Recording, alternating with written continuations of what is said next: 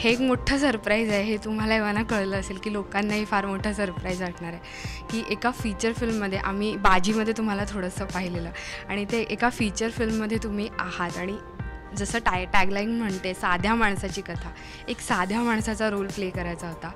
किती कसं होतं हे शेड्यूल इथपर्यंत पोहोचण्याचं? ॲक्च्युली प्रसाद एकदा आला माझ्याकडे प्रसाद आणि म्हणाला की मला तुला एक गोष्ट ऐकवायची आहे एका सिनेमाची. तर मला ॲक्च्युली माहीत नव्हतं तो गोष्ट कशासाठी ऐकवतो आहे. तर मी संपूर्ण ती गोष्ट ऐकली, मला प्रचंड गोष्ट आवडली. तर त्याला विचारलं की in what capacity I can join this project, म्हणजे काय करू शकतो मी, प्रेझेंट करू की काय की नॉर्मली त्यासाठी मी गोष्टी बऱ्याचशा ऐकत असतो. तुला ह्याच्यामध्ये ॲक्टिंग करायची आहे. तर मला वाटलं एक छोटंसं कॅरेक्टर कुठचं तरी असेल. तर मी म्हटलं गेलं कोणतं कॅरेक्टर, तर तो म्हणाला की मोहन काटडे. त्यावेळी मला ॲक्च्युली विश्वास नाही बसला की मला आय यू शुअर 100% शुअर. तुला नाही आय 100% शुअर. त्यांनी त्याची कंप्लीट तयारी केली होती 3-4 महिने आधीपासून. त्याने कंप्लीट विचार केला होता की जर मी असेल का असतं काय काय होऊ शकतं. आणि ही कॅम ऑलमोस्ट प्रिपेअर्ड. त्यामुळे माझ्या प्रत्येक क्वेश्चनचं त्याच्याकडे आन्सर होतं. आणि मग प्रोसेस सुरू झाली आणि त्याने आधी मला सांगितलं नाही की सहकलाकार कोण आहेत. तर मग आधी मी डायलॉग्स आणि कसं स्टान्स घ्यायचा हे सगळं काम चालू केलं. आणि त्याला विचारलं की त्याने माझे वर्कशॉप्स घेतले 8 वेळा, जवळ 7-8 वेळा रीडिंग अख्खं सिनेमा वाचून घेतला. आणि मग त्याने सांगितलं की मी विचारलं की माझ्या बायकोचं काम कोण करते. तर तो मला सोनाली कुलकर्णी. म्हटलं नाही, कारण ती इतकी अमेझिंग ॲक्ट्रेस आहे आणि मला तिचं काम इतकं आवडतं. म्हणजे आयुष्यात कधी वाटलं नव्हतं की तिच्यावर काम करायला मिळेल. पण मनात भीती वाढली. मग म्हटलं की बापरे, मला अजून 2-3 दिवस दे, मला अजून थोडंसं तयारी करू दे. त्यानंतर मी विचारलं की तिच्या बॉसचं काम कोण करते. तर तो म्हटलं सचिन खेडेकर. म्हटलं अगं बाबा.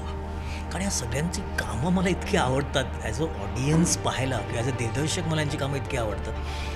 आणि मग म्हटलं की मग माझा जो ऑफिसमधला मित्र आहे त्याचं काम कोण करते. तर ते म्हणाले अनंत महादेवन. म्हणून संपलोच आता, म्हणजे हे सगळेच एवढे मोठे ॲक्टर्स आहेत. पण नंतर रिस्पॉन्सिबिलिटी मनात जाणवली की आता आपल्याला खूप काम करायला लागेल, खूप मेहनत करायला लागेल. कारण काय संधी आपल्या नशिबाने मिळू शकते, पण त्या संधीचं सोनं करणं आपल्या मेहनतीवर अवलंबून असतं. मग खूप मेहनत झाली. कॅरेक्टरचं असं काम हे होतं की बेसिकली मी दिवसा घरी असतो, मुलाची काळजी घेतो, रात्री मी काम करतो टायपिस्ट. त्यामुळे मग ठरवलं की आपण झोपायचं नाही सिनेमाच्या शूटिंगच्या वेळी, जागा असायचो कायम. त्यानंतर तो टायपिस्ट असतो, मग तो पण मराठी टायपिंग. मग मी टायपिंग शिकलो, मराठी टायपिंग. मग ती दाढी, तो लुक, वजन अख्खं वाढवलं. आणि आत्ता जेव्हा पाहतो पडद्यावरती तेव्हा खूप छान वाटतं. जेव्हा मला आठवते पहिल्यांदा मी सांगितलं लोकांना की कच्चाली मनाचा सिनेमात मी काम करतो आणि माझ्यावर मनमीत आहे, तर लोकांना असं वाटलं की आम्ही काय ते पुन्हा कॉमेडी फिल्म करतो. पण ही फिल्म खूप वेगळी आहे. आणि माझे घरचे शॉक झाले होते जेव्हा त्यांनी पहिल्यांदा मला त्या लुकमध्ये पाहिलं. आणि माझी मुलं खूप थोडी हळवी आहेत, त्यामुळे त्यांना मी शूटिंगला घेऊन गेलो होतो. म्हटलं की बघा हे शूटिंग आहे. आणि मला, कारण नॉर्मली मला लोक ओळखतात, मी हसतो, खेळतो, मजा करतो, धमाल करतो, मस्ती करतो. हे कम्प्लीट वेगळं कॅरेक्टर आहे. आणि त्यामुळे जसं मला स्वतःला एक सरप्राईज होतं या सिनेमात काम करणं, तसं मला वाटतं ऑडियन्सला खूप मोठं सरप्राईज आहे की माझं ह्या पद्धतीचं काम बघणं किंवा ह्या पद्धतीचं रवी जाधव बघणं हे खूप सरप्राईज आहे. नक्कीच. चित्रपटाचे दिग्दर्शक आहेत, ते ॲक्टर आहेत आणि तुम्ही दिग्दर्शक आहात आणि तुम्ही ॲक्टिंग करतात.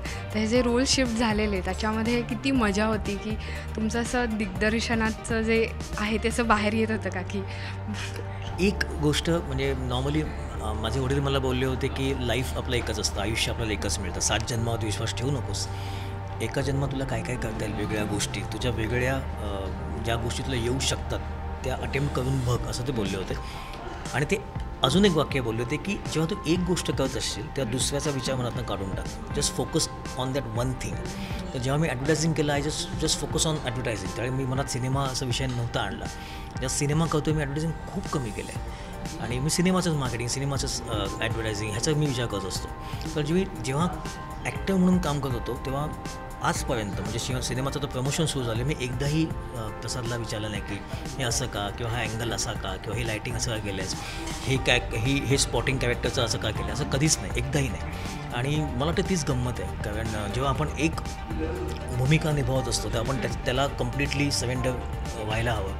त्यावेळी जर असा विचार मनात आला असता की मी कसं केलं असतं सीन वगैरे, तर कदाचित मी तेही धड करू शकलो नसतो, ही धड करू शकलो नसतं. 2 कलर आहे त्याच्यामध्ये, ब्लॅक अँड व्हाईट आणि एक कलरफुल सिनेमा होता. Black and white black and white स्क्रीनसाठी काही वेगळे इमोशन्स, काही मेकअप अर्थात वेगळा असेलच, पण काही इमोशन्सवरती कंट्रोल किंवा असं काही होतं का अभिनयात वेगळेपणा?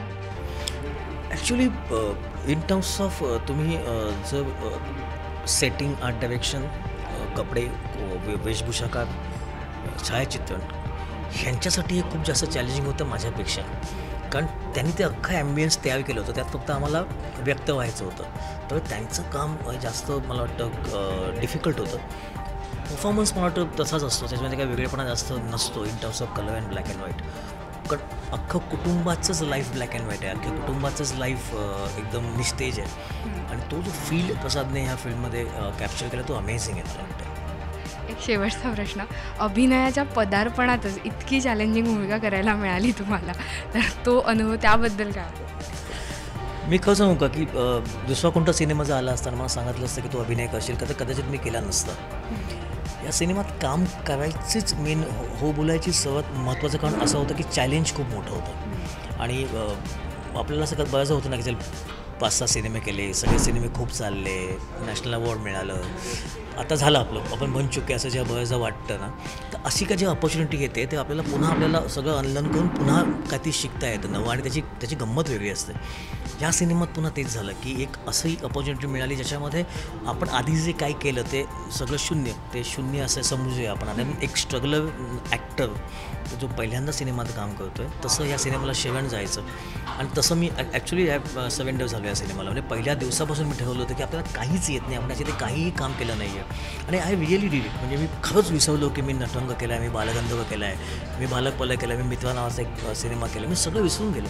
आणि मी ठरवलं की आपण ॲज अ ॲक्टर, ज्याचा पहिला सिनेमा आहे तसं ह्याला अप्रोच करू. तसं आपण त्याला प्रश्न विचारू की हे कसं केलं पाहिजे, काय केलं पाहिजे, माझा मेकअप ठीक आहे ना, मी बघा दिसतो आहे ना, मी कुठे पाहिलं पाहिजे, उजवीकडे डावीकडे, ह्या प्रत्येक गोष्टी मी केल्या. आणि मला वाटतं जेव्हा तुम्ही सिनेमा पाहाल तेव्हा तुम्हाला ते जाणवेल की I give my 100%. Thank you so much sir, all the best for. Thank you very much. Thanks a lot.